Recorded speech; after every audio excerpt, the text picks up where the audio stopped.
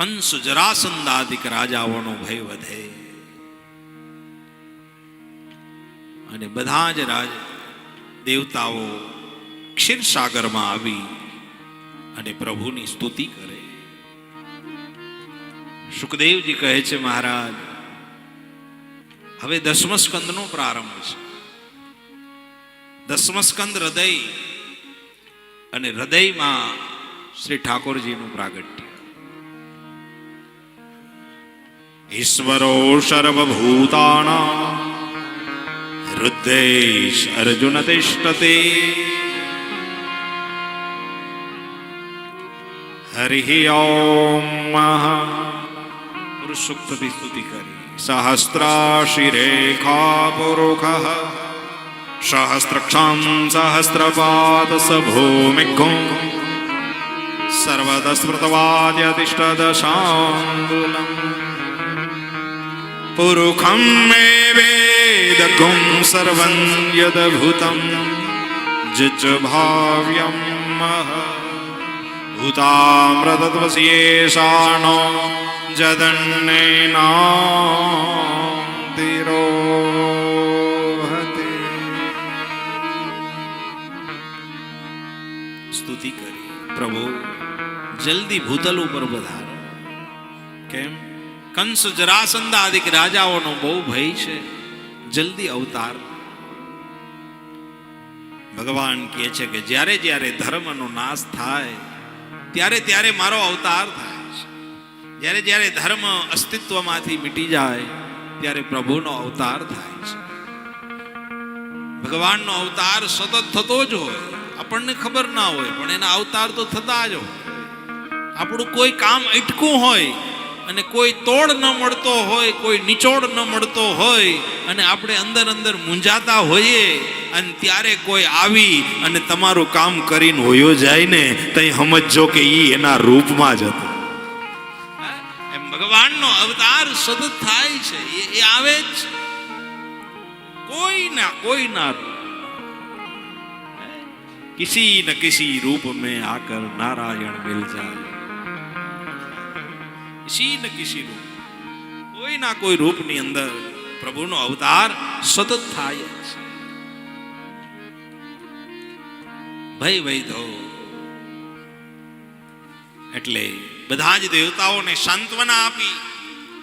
બધા જ દેવતાઓ શાંત થયા, રાહ જોવા લાગ્યા પ્રભુ ક્યારે પધારે. હરિ આવો, હરિ આવો. સુખદેવજી કહે છે, મહારાજ આ બાજુ મથુરામાં દેવક રાજાની પુત્રી દેવકીના લગ્ન થયા વસુદેવજી સાથે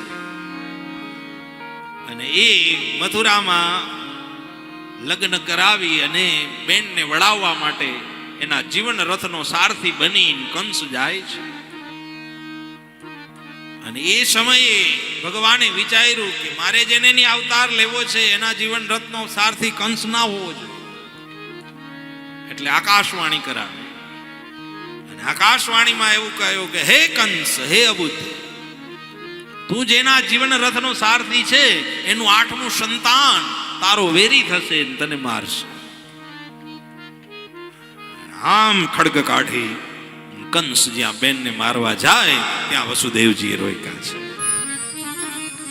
કહ્યું 8મા સંતાનથી નાશ છે ને, જા હું વચન આપું છું કે અમારે ત્યાં જેટલા સંતાન થશે ને એ બધાય તને આપી દઈશ. બસ શું કામ બેન હત્યા કરે છે? કંસને વાત સાચી લાગી.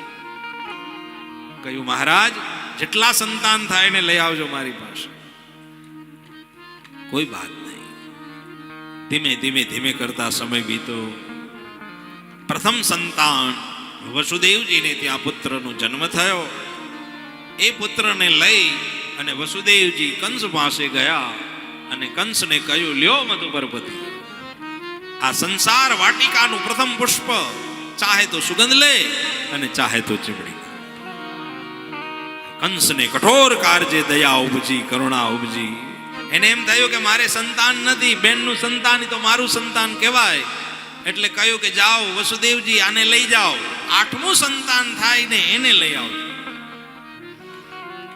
8મા સંતાનથી મારે વાંધો છે. વસુદેવજી રાજી થયા, ઘરે આવ્યા. ધીમે ધીમે સમય વીતવા લાગ્યો. 6 સંતાન થયા વસુદેવને ત્યાં. નારદજીથી રહેવાનું નહીં. નારદજી આવ્યા. નારદજીએ કહ્યું, ઓલી આકાશવાણી યાદ છે કે નહીં?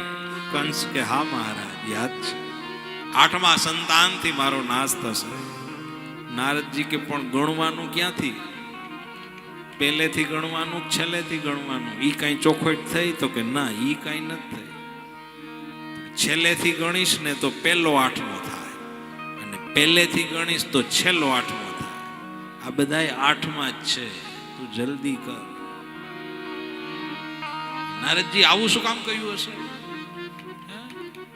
ભગવાન, નારદજી વિચારે છે કે આનો જલ્દી પાપ વધે ને તો ભગવાન વેલા આવે, એટલે એને પુશ કર્યા. અને એ નારદજી જેવા ગયા ત્યાં તો કંસ ખુલ્લું ખડગ લઈ દોડ્યો. વસુદેવજીના ઘરે આવી અને 6 બાળકોના મસ્તક વધારી. વસુદેવ દેવકીને કારાગૃહમાં પૂરી દીધી.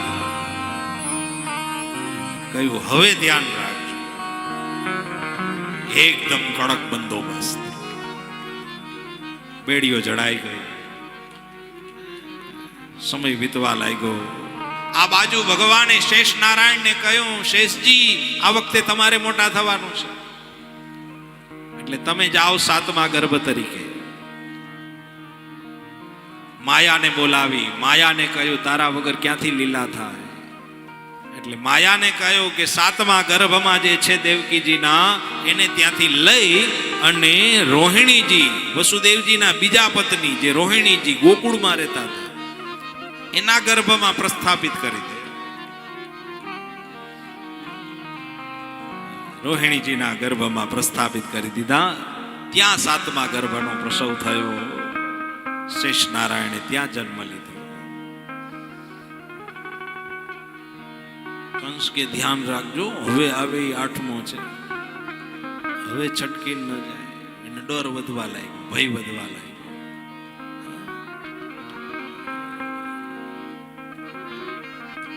પછી માયાને કહ્યું કે તું આવજે યશોદાની પુત્રી થઈને, અને હું આવીશ દેવકીનું 8મું સંતાન થઈને. આખી ભગવાને વ્યૂહ રચના, માયાની રચના કરી છે. વિચાર તો કરો, ભગવાનને અવતાર લેવો હોય તો બી આટલી બધી રચનાઓ કરવી પડે છે. પોઈઢા શ્રી હરિ જેને પેટે, એ જનની જ્યાં કેદ હશે, તો એ જ વિચાર મુકે અકળાવી, રૈયત ના સહાલ હશે. પોઈઢા શ્રી હરિ જેને પેટે, એ જનની જ્યાં કેદ હશે, જેને ત્યાં ભગવાનનો અવતાર થવાનો હોય, ઈ માં કેદખાનામાં હોય, તો બીજી બધી પબ્લિકના કેવા હાલ હશે વિચાર કરો. આવો સમય ભગવાન ઉદરમાં વધારે, તેજ વધવા લાગે. વસુદેવ દેવકીનું ભજન વધવા લાગે. કારાગૃહમાં પૂર્ણ પ્રકાશ થવા લાગે. અસ્તિત્વનું તે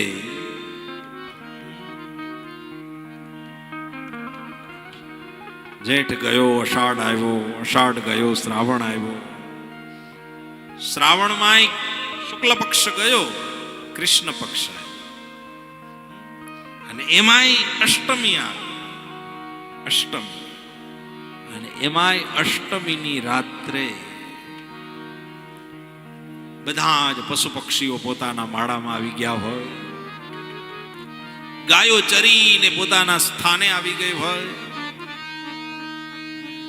ઝીણા ઝીણા ઘંટડીનો અવાજ આવતો હોય, અને ક્યાંક ક્યાંક તમરા બોલતા હોય એનો અવાજ આવતો હોય. આવી કાળી રજની જામી છે, મેઘની રાત. અને એ સમયે મધ્યરાત્રિએ ભગવાન ચતુર્ભુજ સ્વરૂપે દેવકીની આગળ પ્રગટ. સાદેવકી જગ નિવાસ ભૂતા નિતરા